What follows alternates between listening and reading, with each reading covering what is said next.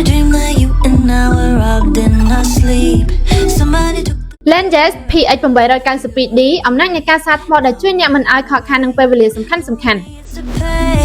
Play them a song they could never make. Let go. 80000 មីលីអាំពែម៉ោងសមត្ថភាពធំសាកបានច្រើនដងមិនបារម្ភអំពីថ្មអស់ទៀតនោះទេ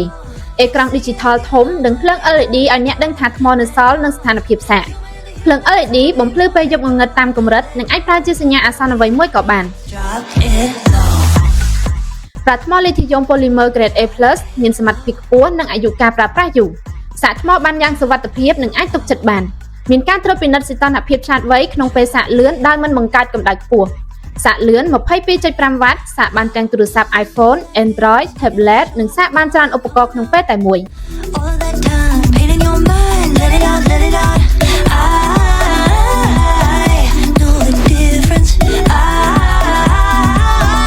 wanna feel something. Let go, let go. We got the right to go back to let go,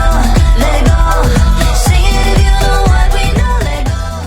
ខ្សែដៃកាន់ធ្វើពីស្បែកដែលមានគុណភាពខ្ពស់ស្វិតមាំងាយស្រួលកាន់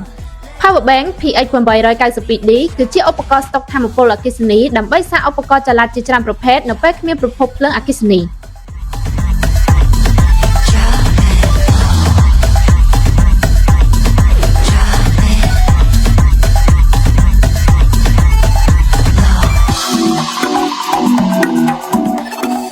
វីដេអូនេះផលិតដោយក្រុមហ៊ុន Lenses Cambodia ផលិតផល Lenses មានដូចជា speaker នាឡិកាឆ្លាតវៃកាសក្តៅត្រចៀកកាស Bluetooth ដុំសាកខ្សែសាក Power Bank ឧបករណ៍សាកឡានតម្លៃ AI 360 ដឺក្រេចិញ្ចប់ទូរស័ព្ទ adapter បញ្ជូនទិន្នន័យកន្ទុយបារីកាមេរ៉ាសុវត្ថិភាព screen ខេសទូរស័ព្ទនិងឧបករណ៍អេឡិចត្រូនិកជាច្រើនមុខទៀ